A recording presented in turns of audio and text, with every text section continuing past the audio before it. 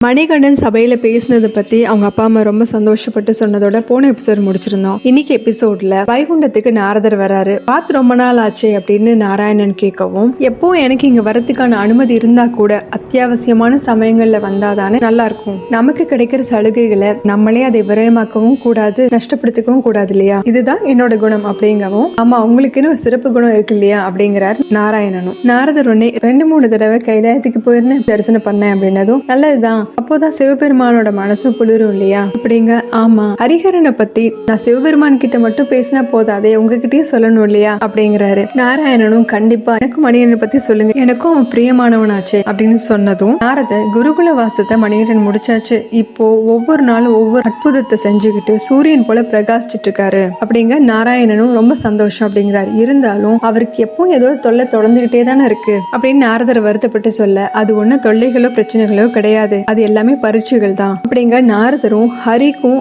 ஹரனுக்கும் பிறந்த அவதாரம் இல்லையா மணிகண்டன், அவருக்கும் கூட பரீட்சை தேவையா அப்படின்னு கேட்கவும் நாராயணன் சொல்றாரு, கண்டிப்பா வேணும். ஏன்னா நல்ல காய்ச்சப்பட்ட தங்கத்தை போல அந்த அவதாரமும் அப்பதான் தெளிவாகும். தங்கத்தை பல வகையிலையும் சுத்தப்படுத்தி நெருப்புலையும் நீர்லையும் அதை சுத்தப்படுத்தினதுக்கு அப்புறமேல் தானே அது சிறப்பான நிலைக்கு வருது. அது மாதிரிதான் இந்த அவதாரங்களுக்கும் அப்படின்னு சொல்லிட்டு, குருகுலத்துல மணிகண்டன் சந்திச்ச பிரச்சனைகளை விட இனிமே வரப்போறது ரொம்ப பெருசா இருக்கும். இன்னும் சில தவறானவர்களால அது நடக்கும், ஆனா எதிரிகளும் அவனை ஏத்துக்கிட்டாதான் அது உலகத்துக்கு நல்லது செய்யும் அப்படின்னு சொல்றாரு. இதை கேட்டு சந்தோஷப்பட்ட நாரதர் அங்கிருந்து கிளம்புறாரு. அடுத்த காட்சியில சக்கரபாணி மந்திரி கிட்ட சொல்லிட்டு இருக்கான், ஒரு மருந்து கண்டுபிடிச்சிருக்கேன் அப்படின்னது. என்ன மருந்து அப்படின்னு மந்திரியும் கேட்க, அது ஒரு பஸ்பம், அது தூங்குறவங்களோட மூக்குல கொஞ்சமா தெளிச்சா போதும், அவ்வளவுதான், கதை முடிஞ்சது. அதோட சேர்த்து குளத்துல கொண்டு போய் முக்கி எடுத்துட்டோம்னா வேலையும் முடிஞ்சது அப்படிங்க. மந்திரி ஒண்ணு, அப்ப இதுல இருந்து தப்பிச்சா அந்த தண்ணியிலையாவது மாட்டிக்கும் அப்படின்ட்டு மணிகண்டா சரியான சமயம் வந்துருச்சு அப்படிங்க.